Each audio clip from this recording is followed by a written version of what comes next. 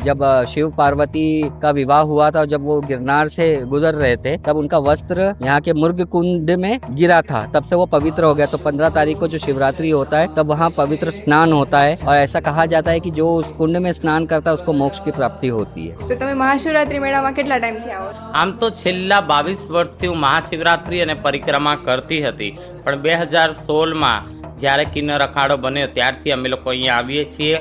ભવ્યથી ભવ્ય અંશેત્ર શરૂ થવાનું છે. સુંદરી નામ છે એનું અને હંમેશા મારા વગર ક્યારેય રહેતી નથી. આ મારું બેબી છે.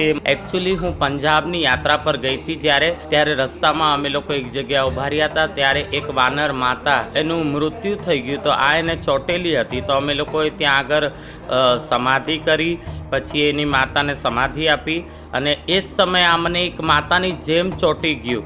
ત્યારથી અમારી પાસે છે અને આપના માધ્યમથી આપણું જુનાગઢ, મને જુનાગઢવાસીઓ તો ઓળખતા હશે કેમ કે 2-3 વર્ષ પહેલાં મેં અહીંયા નવરાત્રિમાં નવદુર્ગામાનું અનુષ્ઠાન કર્યું હતું, ત્યારે આખી જુનાગઢ અને સૌરાષ્ટ્ર ભૂમિની તમામ ધર્મપ્રેમી જનતા આવી હતી આશીર્વાદ લેવા.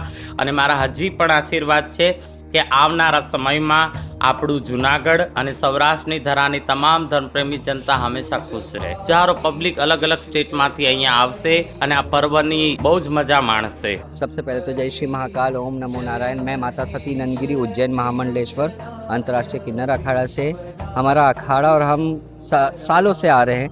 जब हमारा अखाड़ा बना भी नहीं था तब से हमारा समाज आते हुए आ रहा है, और जब से हमारे अखाड़े का निर्माण हुआ है तब से हमारा अखाड़ा हर शिवरात्रि पे आता है, यहाँ अनक्षेत्र करता है और 5 दिन अनक्षेत्र 24 घंटा चलता रहता है। यहाँ धूना बनते हैं और जैसे महाशिवरात्रि का पर्व है, आप सब जानते हैं कितना खास दिन होगा ये। तो बस जय गिरनार, हर हर महादेव, ओम नमो नारायण।